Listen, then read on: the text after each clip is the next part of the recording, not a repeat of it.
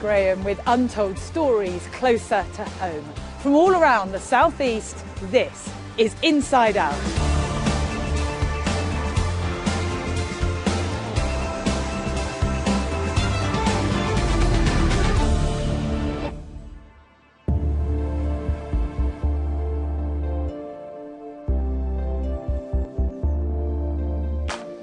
Hello. In an ideal world, every child would have a happy, healthy and safe upbringing in their own home with their own family. In reality, though, many children are born into so-called problem families. But is our social service system too quick to take children into care and have them forcibly adopted? It's a hugely controversial issue that's dividing experts, politicians and families. Now Europe is looking at whether it does happen here too often. Rachel Royce reports. Forcible adoption is the most draconian outcome in United Kingdom law since the abolition of the death penalty. There's not a day that you don't think about them or wonder where they are or if they're all right, or am I doing enough to fight to get them home? What more can I do? People lose sight of what actually matters, and the whole point of social services is that it is meant to support families in the community. It is meant to help families stay together, and in the UK it is very much doing the opposite. We are obsessed with adoption, that it is seen to be best to get a child taken from a family and adopted, rather than doing what's best for the child. They say it's the worst thing that can happen to a mother, to lose a child. But what happens when it's the state that takes your baby? We don't get no justice! Some of these women campaigning outside the High Court in London have had their children taken. They're angry about the policy of adoption without the parents' consent, or as they call it, forced adoption. Britain has one of the highest rates of this type of adoption in Europe. And this begs a key question that's now being asked by campaigners, experts and politicians both here and in Europe. Are British family courts too quick to take children from their families? And when it comes to forced adoption, is Britain right and the rest of Europe wrong? There are, of course, good reasons why a social worker might want to remove a child from their family. The shocking case of Victoria Climbié, a 7-year-old girl tortured and murdered by her guardians in 2000, was followed 7 years later by the murder of Peter Connolly, otherwise known as Baby P. Both deaths showed the tragic consequences of not taking action.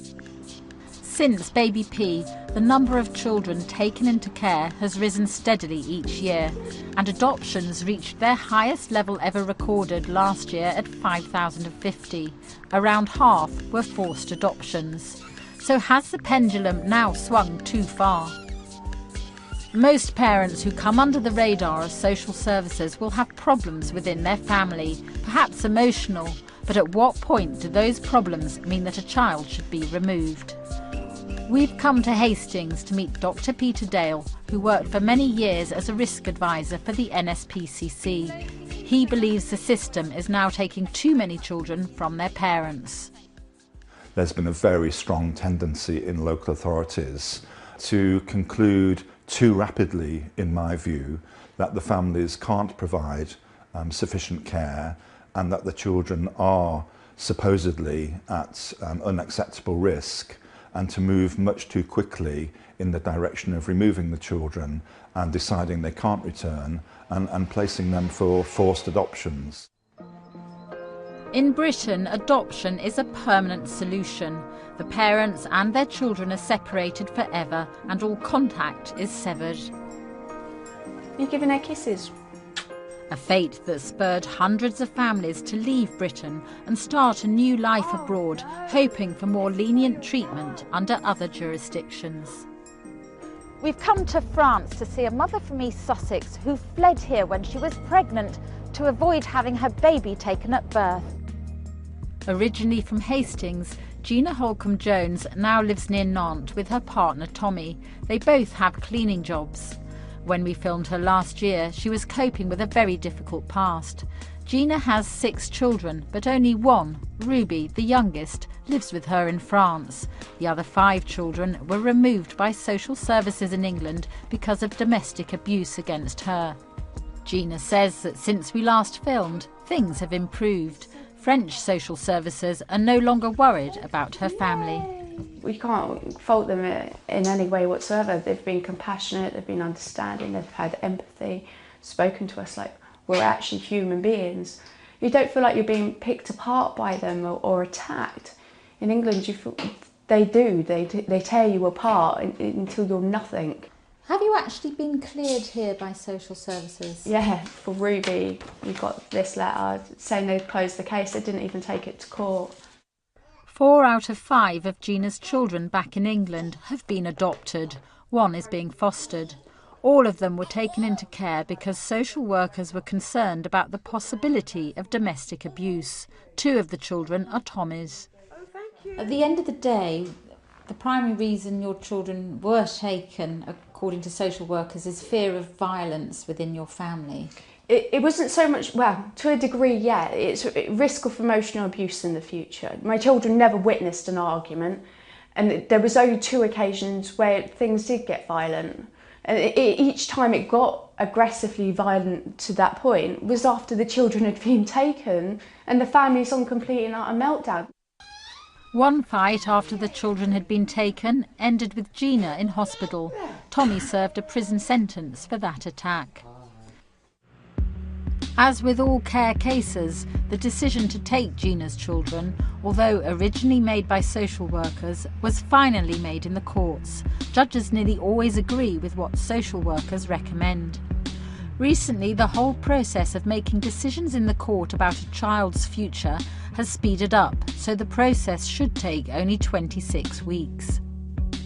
Mark Kerr, who's written a PhD research paper on children in care at the University of Kent, believes it's not long enough. Sometimes it can take a long time for parents to be able to demonstrate that they can parent a child.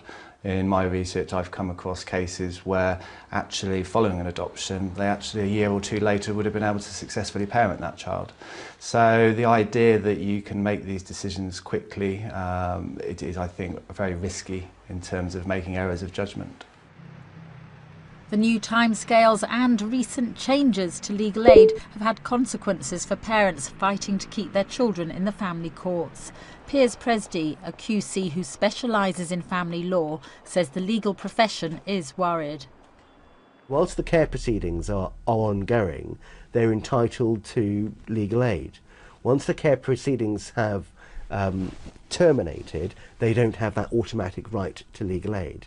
And so the real concern, and it seems to be being expressed at the highest level, is that there are parents who are effectively trying to fight their child being removed in those circumstances, who are being denied representation. Well, I've got this number of replies. John Hemming MP campaigns on behalf of families fighting social services.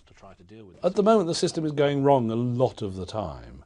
My estimate always was that over 1,000 children per year were wrongly adopted, and actually more recently, with a different approach to the law, in the sense that people approaching the law the way it should have been approached, the number of placements has gone down quite substantially. But I still think there are many, many wrong decisions that are in the long term very damaging for the children.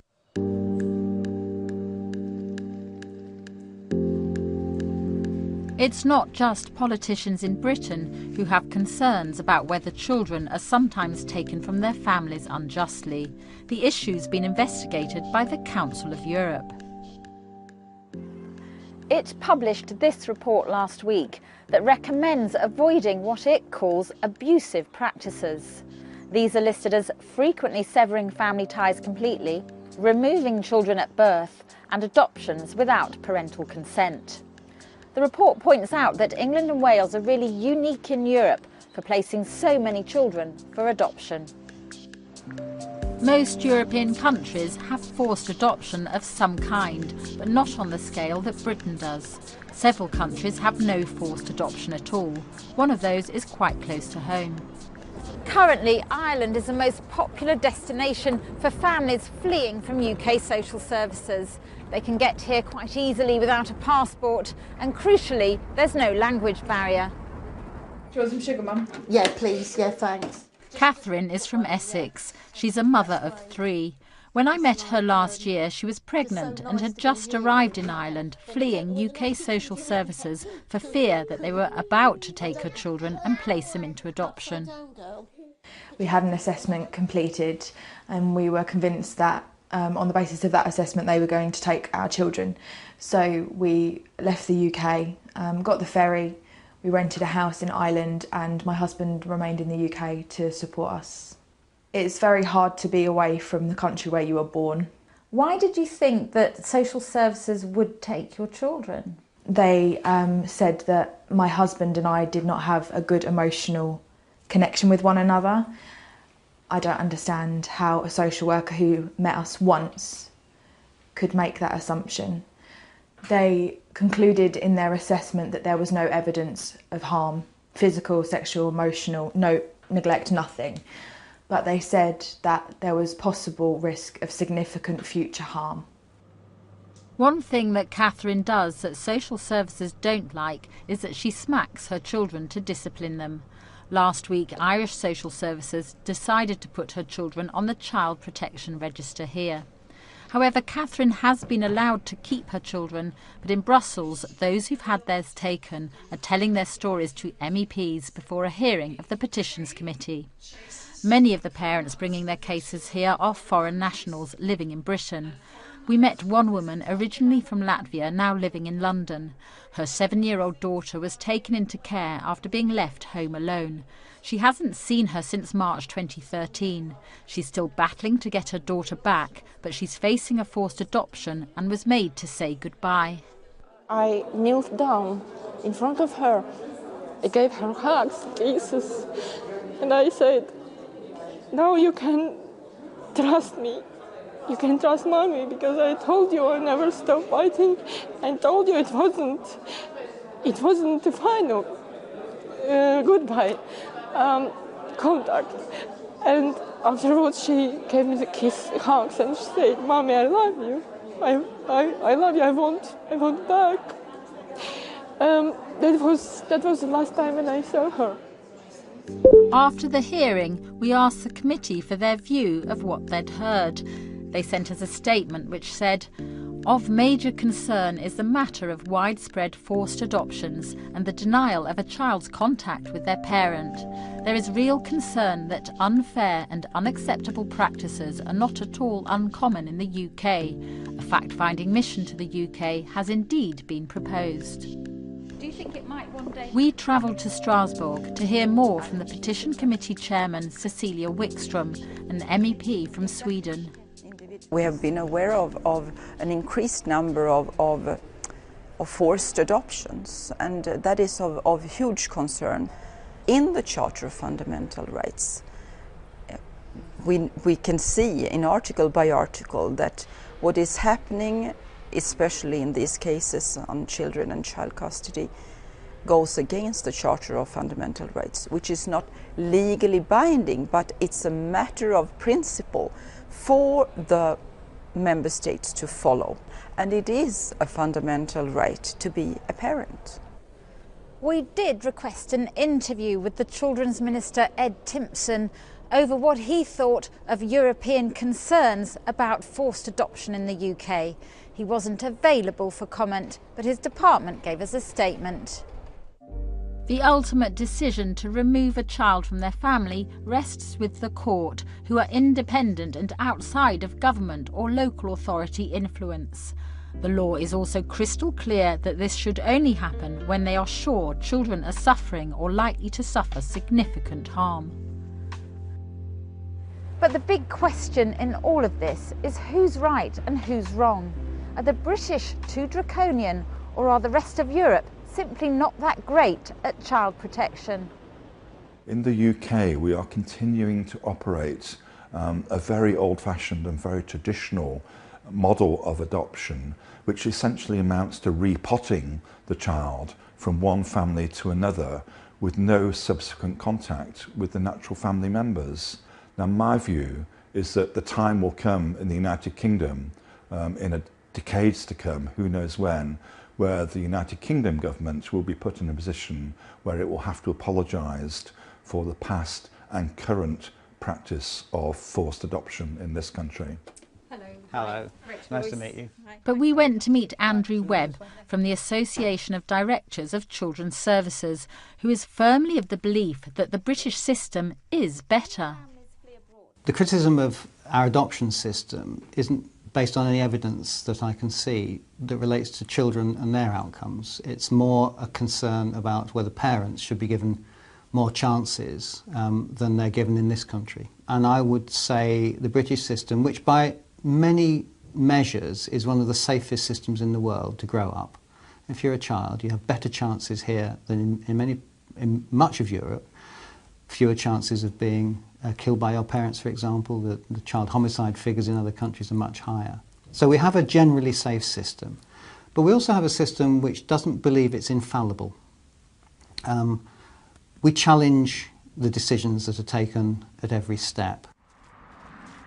East Sussex Social Services can't comment on individual cases, but they did tell us that they're concerned about parents fleeing the country, as it could leave both mother and child at greater risk. Where are the parents in all this? Do social services not have any kind of responsibility for their well-being whatsoever? The parents' well-being is important, but the child's interests are paramount. So if we have to make a decision between the short-term interests of the parents and the long-term interests of the child, the law is quite clear on that. We have to make the child's interest paramount.